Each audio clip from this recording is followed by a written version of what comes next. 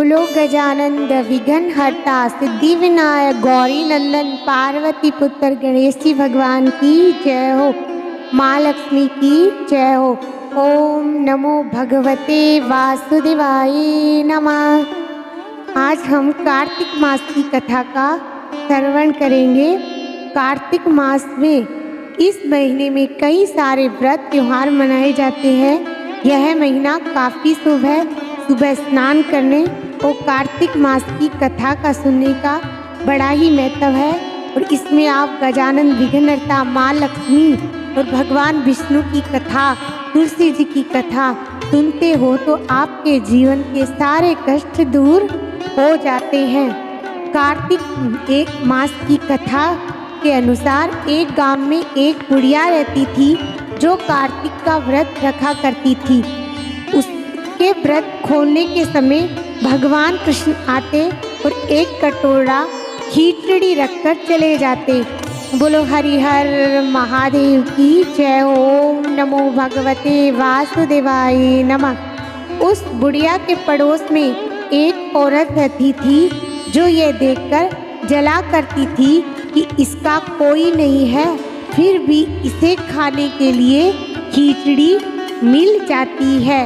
भजे मन गोविंद कहो मन राम, तुलसी सिया सीताराम। एक दिन कार्तिक महीने का स्नान करके बुढ़िया गंगा गई और पीछे से कृष्ण भगवान उसके लिए खिचड़ी रखकर चले गए। पड़ोसन ने देखा कि अभी बुढ़िया घर पर नहीं है, तब वह कटोरा उठाकर घर के पिछवाड़े फेंक आई। बोलो विष्णु भगवान की जय हो। जब कार्तिक स्नान करने के बुढ़िया माई घर आई तो उसे खिचड़ी का कटोरा नहीं मिला। राधे राधे। वह भूखी ही रही और बार बार एक ही बात कहती, कहाँ गई मेरी खिचड़ी और कहाँ गया मेरे खिचड़ी का कटोरा। पड़ोसन ने जहाँ खिचड़ी गिराई थी वहाँ एक पौधा निकल आया जिसमें 2 फूल भी खिल गए। जय जय श्री राधे। एक बार राजा उस बुढ़िया के घर के पास से निकला तो उसकी नज़र उन दोनों फूलों पर पड़ी और वह उन्हें तोड़कर घर ले आया। उसने वह फूल रानी को दिए जिसे सूंघने पर रानी गर्भवती हो गई। जय जय श्री राधे। ओम नमो भगवते वासुदेवाय नमः। कुछ समय बाद रानी ने 2 पुत्रों को जन्म दिया। जब वह दोनों बड़े हो गए तब वह किसी से भी बोलते नहीं थे, लेकिन जब वह दोनों शिकार पर जाते तो रास्ते में उन्हें वही बुढ़िया मिलती जो अभी भी यही कहती है कि कहाँ गई मेरी खिचड़ी, कहाँ गया मेरा कटोरा। बुढ़िया की बात सुनकर हर बार वह दोनों एक ही जवाब देते कि हम है तेरी खिचड़ी और हम है तेरा बेला।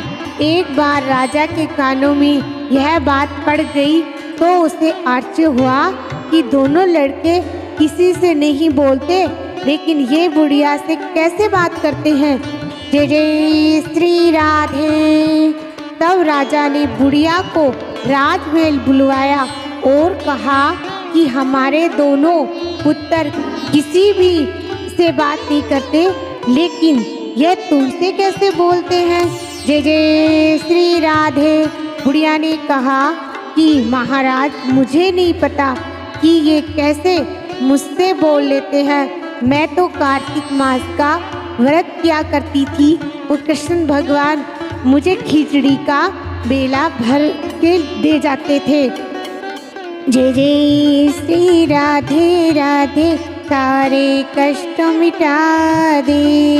लेकिन एक दिन जब मैं कार्तिक स्नान करके घर वापस आई तो मुझे वह खिचड़ी नहीं मिली। जब मैं कहने लगी कहाँ गई मेरी खिचड़ी और कहाँ गया मेरा बेला, तब इन दोनों लड़कों ने मेरी बात सुनी तो ये कहने लगे तुम्हारी पड़ोसन ने तुम्हारी खिचड़ी फेंक दी थी। जय जय श्री राधे। तो उसके 2 फूल बन गए थे वह फूल राजा तोड़कर ले गया और रानी ने सूंघा तो हम दोनों लड़कों का जन्म हुआ। हमें भगवान ने भी तुम्हारे लिए भेजा है। सारी बात सुनकर राजा ने बुढ़िया को कहा, महल में ही रहने को कहा। हे कार्तिक महाराज, जैसे आपने बुढ़िया की बात सुनी वैसे ही आपका व्रत करने वालों की बात सुनना, आपके भक्तों का कष्ट दूर करना। भगवान विष्णु, माँ लक्ष्मी और गजानंद विघ्नहर्ता का जो भी नाम कथा सुनते हैं उन सबका कष्ट दूर करना। जय जय श्री राधे राधे, सारे कष्ट मिटा दे।